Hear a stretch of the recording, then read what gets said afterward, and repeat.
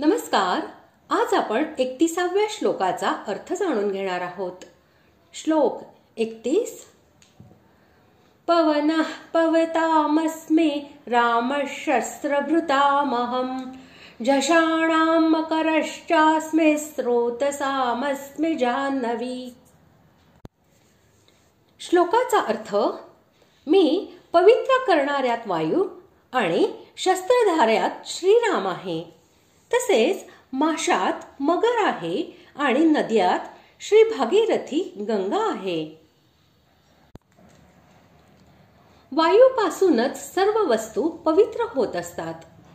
वायूनेच आरोग्य चांगले राहत असते. म्हणून भगवंतांनी पवित्र करणाऱ्यात वायूला आपली विभूती सांगितली आहे. राम हा शब्द दशरथ पुत्र भगवान श्री रामचंद्र यांचा वाचक आहे. तसे पाहिले तर राम अवतारी पुरुष आहेत, साक्षात परमात्मा आहेत.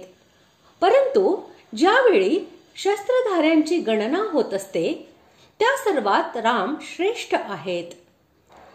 त्यांना आपले स्वरूप असे म्हणून भगवंतांनी दाखविले आहे की भिन्न भिन्न युगांमध्ये भिन्न भिन्न प्रकारच्या लीला करण्यासाठी मीच भिन्न भिन्न रूपे धारण करतो.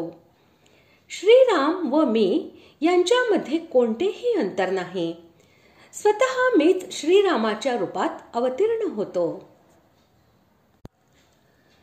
जितक्या प्रकारचे मासे असतात त्या सर्वांमध्ये मगर ही फार मोठी व बलवान असते.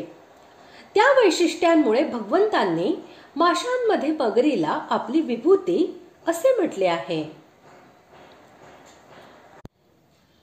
जाह्नवी अर्थात भागीरथी गंगा ही सर्व नद्यांमध्ये सर्वश्रेष्ठ आहे. ती भगवंतांच्या चरणोदकापासून उत्पन्न झालेली व परमपवित्र आहे. पुराण आणि इतिहास यांच्यामध्ये तिचे फार मोठे महात्म्य सांगितले आहे.